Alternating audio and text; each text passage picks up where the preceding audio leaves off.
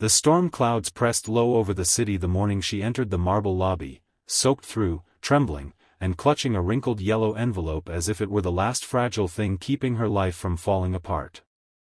Cars roared past outside, their tires slicing through puddles, but all she could hear was the pounding of her own heart as she stepped across the threshold of Sinclair Enterprises, a building so polished, so bright, so far above her reality that her reflection looked like a ghost against the glass doors. She didn't belong here, she knew it, felt it in the pit of her stomach, but she was here for a single reason, to return something that wasn't hers.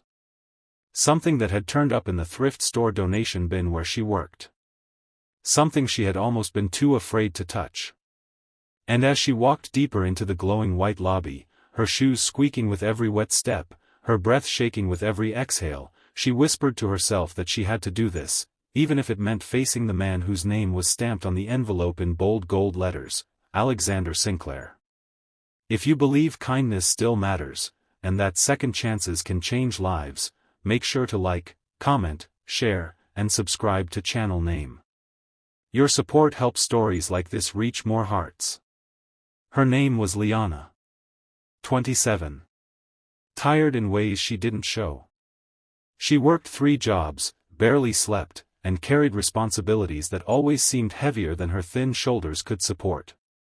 Her mother's medical bills stacked up like broken promises, her younger brother needed school supplies she couldn't afford, and every day felt like another battle against a world that didn't know she existed. When the envelope appeared in the donation bin, sealed, thick, with a corporate logo she recognized only from headlines about billion-dollar deals, she almost handed it to her manager. But something told her not to. Something in the weight of it, the seriousness of its presence. She took it home, opened it, and froze. Inside were documents, contracts, and a cashier's check so large her hands trembled just holding it. It was money meant to change a life. But not hers. She had spent the entire night wrestling with temptation and guilt until dawn, when she made the decision that would bring her to this moment. The receptionist stared when Liana asked for Alexander Sinclair, but she didn't turn her away. Maybe it was the desperation in her voice or the sincerity in her trembling hands as she held the envelope. Whatever it was, she was directed upstairs, into a world of polished metal, clean lines, white walls, scented hallways, and people who walked fast because they had places to be and money to make. Liana kept her gaze low, clutching the envelope tighter, whispering to herself to stay calm. But the weight of it, not just the paper, but the meaning, pressed into her chest. She wished her mother could be here to tell her she was doing the right thing. When she reached the executive floor, everything felt sharper, colder, much too real. And at the center office, a massive glass room overlooking the city, she saw him. Alexander Sinclair. Tall, handsome in a distant sort of way, dressed in a tailored suit that probably cost more than everything she owned. His expression was one of someone who didn't have time for strangers, much less drenched women shaking in his doorway. When she stepped forward, her voice cracked, but she forced the words out, saying she had found the envelope and was only here to return it. Alexander's eyebrows lifted, not in gratitude, but amusement. His laugh was soft, almost disbelieving. He assumed it was a scam, another attempt by someone desperate to get close to him. Someone trying to use honesty as a disguise. His eyes flicked over her clothes, her appearance, the frayed straps of her worn purse, and Liana felt her stomach churn. She wanted to disappear, to melt into the floor, but she stood still, fighting tears. She didn't defend herself. She didn't explain her life. She just held out the envelope again and whispered that it didn't belong to her. For a moment, Alexander's gaze hardened, and he asked how she got it. She tried to explain, the thrift store, the donation bin, her intention to simply return it, but he didn't seem to believe a word. His laugh came again, sharper this time. He told her that if she expected a reward, she had chosen the wrong tactic. The humiliation hit her like a punch. Her knees trembled beneath her, and she felt her throat tighten as she imagined her mother waiting at home, expecting her to bring back medicine she still didn't know how to afford. And then, Just as Alexander sank into his chair, ready to dismiss her, the glass office door opened again.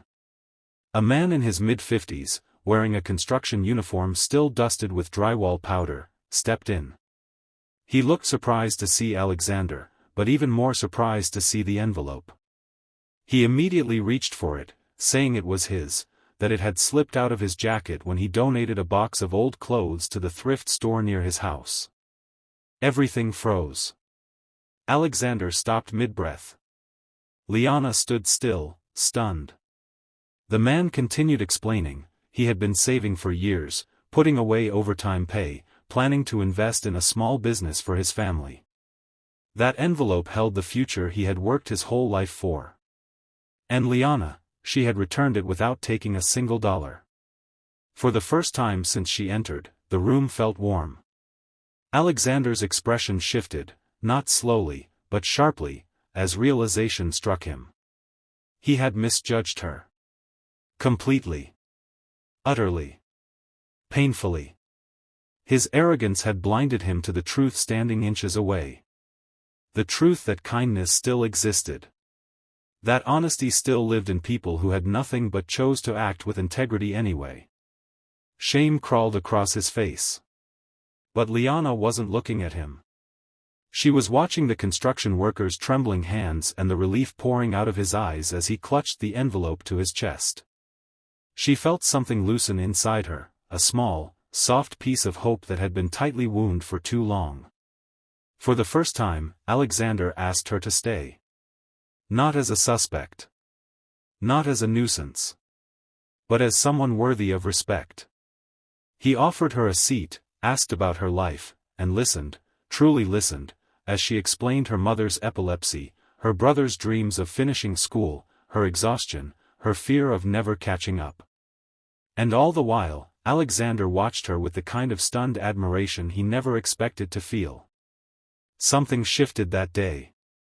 Not just in Alexander, but in the company itself. He arranged medical care for her mother, a scholarship fund for her brother, and a job offer for Liana, not out of pity, but because someone with her honesty and strength was someone he wanted in his world. Someone he needed. His deepest regret was that he hadn't seen her clearly from the beginning, but he promised himself he would not make that mistake again. As weeks became months, Liana's life began to transform. Her mother's health stabilized. Her brother started believing in his future again. And Liana? She finally had a reason to breathe without fear. Alexander became a constant presence, someone who admired her courage, someone who respected her choices, someone who quietly found himself drawn to her in ways he couldn't explain. He apologized more than once for that humiliating first meeting, but she always told him the same thing, that life has a way of revealing the truth at exactly the right moment. Their worlds intertwined slowly, carefully, like two separate stories finding their shared chapter. People in the company whispered about the billionaire who had changed, softened, become more human, and about the woman who had unknowingly sparked that change. Near the end of summer, Alexander stood beside Liana on the rooftop of the building where they first met. The city lights glowed beneath them, casting reflections across her eyes that made his heart ache with quiet admiration. He told her he believed fate never made mistakes. She told him she believed people could. But they could also learn. Grow. Heal. And sometimes, they could walk into each other's lives like lost envelopes finally finding their rightful owners.